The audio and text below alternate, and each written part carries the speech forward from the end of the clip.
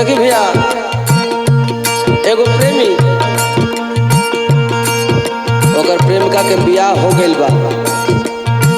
अब उससे पूछा था कि ए जान, शादी को के चल गई लेकिन बतावा हमारे याद तोहरा के अब आवे लगी ना। कैसे कहता, दिलवा के चाहत दिलवा में चाहत बन के रह गई। देखल रही सपना जवान सब अधूरा रह गई। अब इंतजार हमर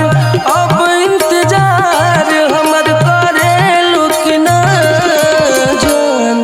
बोला प्यार अब तो करे लुक ना।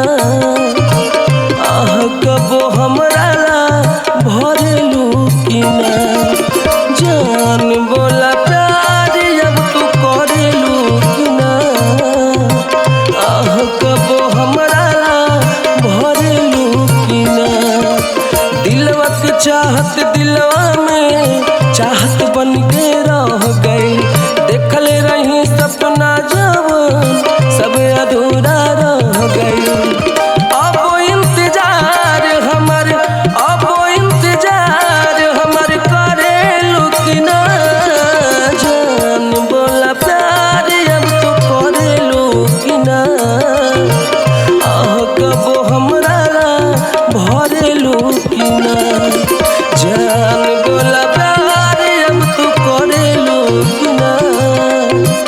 आह कबो हमरा भरे लुक ना।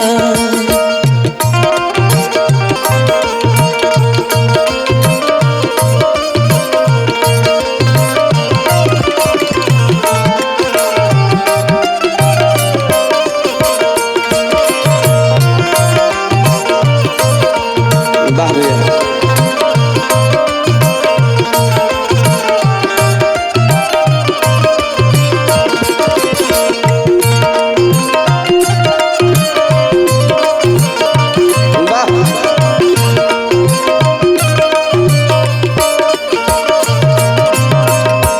तोहर खिड़की से ताका सनम याद अजू सतावेला। खाके क्रिया हमार बोला जा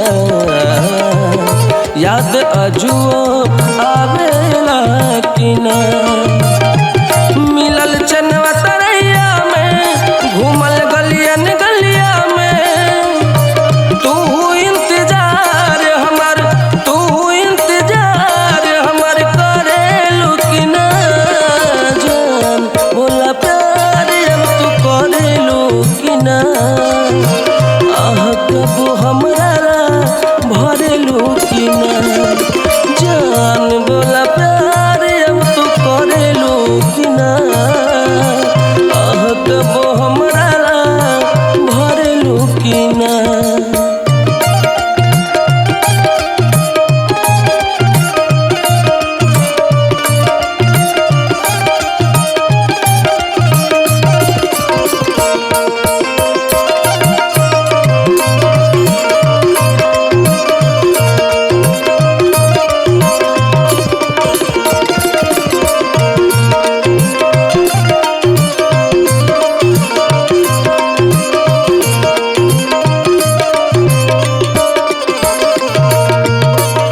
ये हमार तोहार मिलन ना भइल, ये सब किस्मत का खेला है।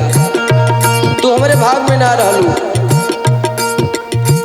हो किस्मत में न रहे मिलन सब समय के खेला बा। बानी भगिए के हम मारा जे दिल अजुओ अकेला बा। किस्मत में न रहे मिलन सब समय के खेला बा। बानी भगिए के हम मारा जे दिल अजुओ अकेला बा। तोहरा याद में जियली गम जुदाई के पियली खुशी खुशी दूसरा के कोरा खुशी खुशी दूसरा